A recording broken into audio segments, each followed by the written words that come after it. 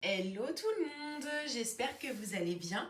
On se retrouve aujourd'hui pour une nouvelle vidéo. Il s'agit d'une présentation d'un jeu un petit peu particulier. C'est un deck que j'ai découvert totalement par hasard, qui je crois était dans mes suggestions Amazon lorsque je me balade parfois sur l'application pour voir un petit peu s'il y a des nouveautés de jeux qui sortent. Donc ça s'appelle The Curious Cat Club. Donc c'est, voilà, comme vous pouvez le constater, un petit jeu tout petit deck dans une tote box sur la thématique des chats, comme son nom l'indique. Et donc, c'est de Stasia Burrington et ça fait à la fois office de jeu de cartes traditionnel ainsi que de jeu d'oracle. Donc, je vais vous montrer ça tout de suite parce que j'ai trouvé le concept très original et très sympa. Le truc tout bête pour partir en vacances parce que vraiment il prend pas de place et vous avez tout, y compris ce qui peut faire office de petit guidebook donc à l'intérieur de cette petite boîte.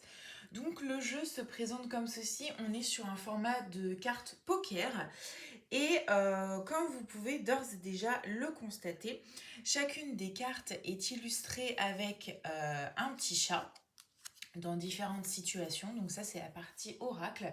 Mais vous avez également ici en haut les symboles de la cartomancie traditionnelle, mais enfin en tout cas des jeux de cartes traditionnels. Donc vous pouvez également faire une partie de poker, une bataille, une je sais pas trop quoi. Enfin, je suis pas tellement une joueuse de cartes, mais vous voyez l'idée. Le dos se présente comme ceci. Et au niveau des tranches, elles sont neutres. Par rapport à la qualité de carte, c'est pas trop mal, très franchement. C'est pas trop mal. Voilà, rien de particulier à dire. Les cartes sont très agréables à brasser, elles glissent bien.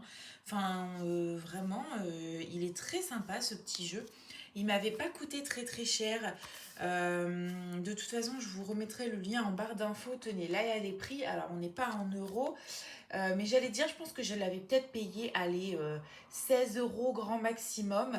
Donc on est sur un petit quelque chose pas très cher. Et donc ici, ce qui fait office de guidebook, en fait, vous allez retrouver pour chacun des petits symboles du jeu de cartes traditionnel les numéros, et donc en fonction de la carte que vous allez tirer dans le cadre d'un tirage d'oracle, eh bien vous allez retrouver deux trois mots clés pour pouvoir aiguiller votre interprétation, ainsi que le nom, je présume, du petit chat.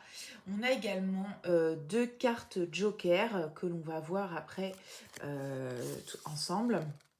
Et donc, derrière, comment utiliser le jeu, mais il n'y a pas grand-chose de compliqué puisque voilà, on l'utilise soit comme un oracle tel qu'on a l'habitude, soit comme un jeu de cartes traditionnel, idem comme on a l'habitude. Donc c'est parti, je fais défiler les cartes pour vous présenter tout ça et on se retrouve à la fin pour la conclusion.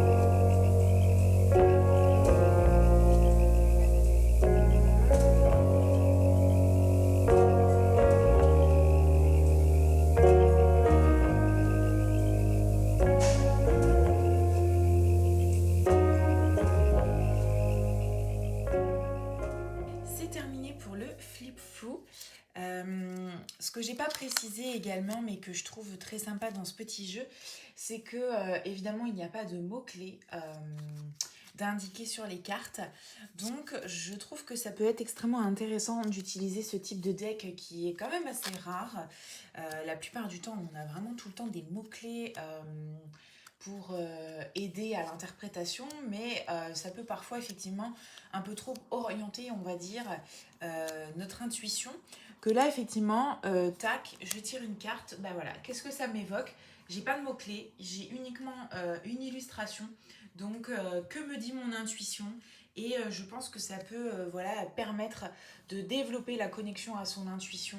Donc les decks comme ceci, c'est toujours voilà, très intéressant, je trouve, à exploiter et de travailler avec, sachant que, enfin, comme vous aurez certainement pu le constater, on a vraiment euh, plein de plein d'illustrations différentes. Il y a vraiment une très grande variété euh, de situations qui sont représentées avec ces petits chats.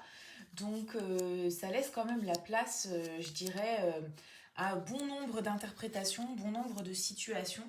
Donc je le trouve vraiment très très très sympa et bah, très peu connu finalement parce que pour être très honnête, je pense que je ne l'ai jamais vu sur aucune chaîne de tarot que je suis susceptible de suivre et de regarder. Évidemment, je ne les regarde pas toutes, mais voilà, en tout cas, j'espère que ça vous aura plu, que ça vous aura intrigué et que ça vous aura donné éventuellement envie de vous procurer ce petit jeu. C'est tout pour moi et je vous dis à bientôt pour une prochaine vidéo.